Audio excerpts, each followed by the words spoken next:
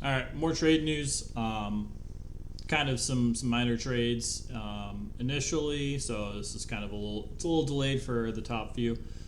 Justin Brown goes to New York Rangers for a 2023 third round pick.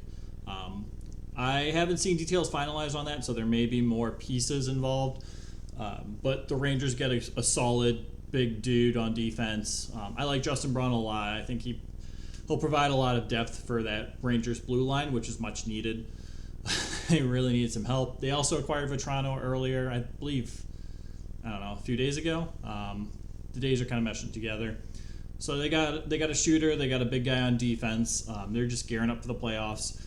A lot of teams are adding big bruiser defensemen for a playoff run, which is good. Teams are preparing. Oilers beef up their blue line too with an addition of Brett Kulak in exchange for Legasson and a second round pick. I think this is a good move for the Oilers. I like this for the Canadians as well. This is a good hockey trade.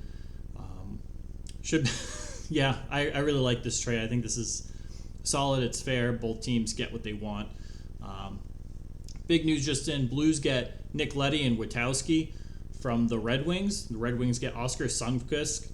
I can never say his name right. Sundqvist. They get Wallman in a 2023 second round pick. Parting ways with Sundqvist is, probably for the best for the Blues. I like him a lot. I think he provides a lot of depth.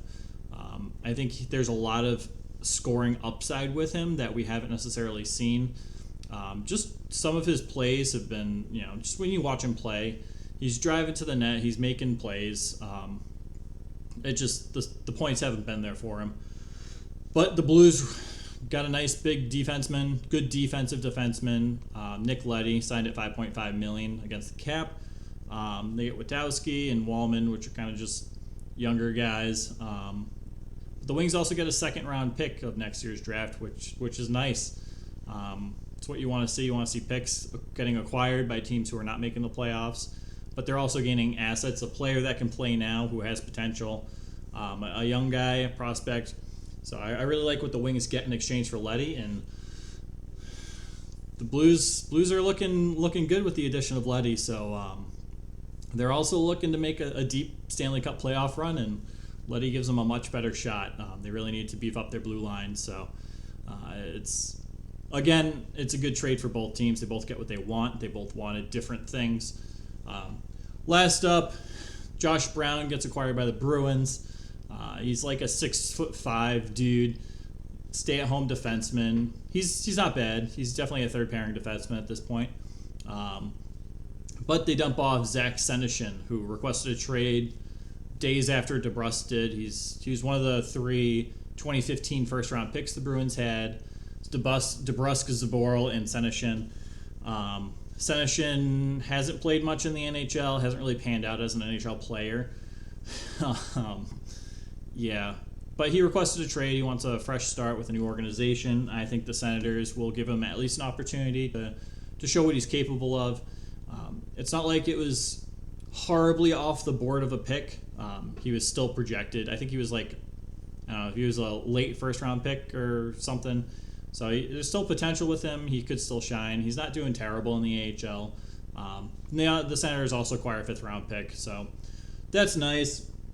It's nice. It kind of helps the Bruins out, kind of beefs up their blue line as well, makes them bigger, makes them tougher, makes them more defensive focused. Senyshyn gets his trade request, which is nice. He goes to a team where he's going to get more playing time, more opportunity to prove himself, and the Senators get a pick out of it. So I think the Bruins have a lot of defensive players right now, and they need to figure that out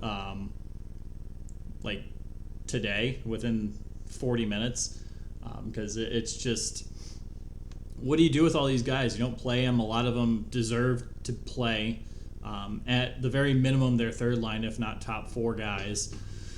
But I don't know. The Bruins are at 8 defensemen that should be playing, and Jack Ashan, who is their highly touted defensive prospect, who should be in the NHL at this point, getting reps as a third line or depth guy. He's obviously not going to this year. It's probably it for Ashan in a Bruins uniform this year. Will be in Providence the remainder of the season. So I think It's a good move for the Bruins, but they need to figure out what to do with all these defensive players they have. It's eating up cap. It's eating up roster spots. They need to move somebody on defense. So interesting. Keep it coming. I'm not sure if I'm going to do a live stream. There's a report that says Boston and Vegas are in advanced talks with Raquel. That would be huge for Boston, especially if they can send DeBrusk off. He still wants out of Boston. It's part of the reason they signed an extension is to get him, make his trade value more appealing. There's not that uncertainty. There's not that, what's it called? I forget what it's called. Because he's an RFA, so there's a certain amount, certain minimum he'll have to sign for if he's not signed to an extension. So this kind of subdues that. Man, I hate that I forget in that term. But Raquel would be great. He'd probably play on the first line with Bergeron and Marchand when Bergeron gets back. So, just something to keep in mind. Hopefully they're sending DeBrusk and, I don't know, a defensive player out because they have a lot. So, my little rant, I don't know. Again, I'm not sure if I'm going to do a live stream. We'll see. It's kind of winding down. So, all right, that's it for now. Well, probably more updates before the day's over. Thanks for watching again, guys. I appreciate it. I appreciate you guys sticking with me. All right, take care.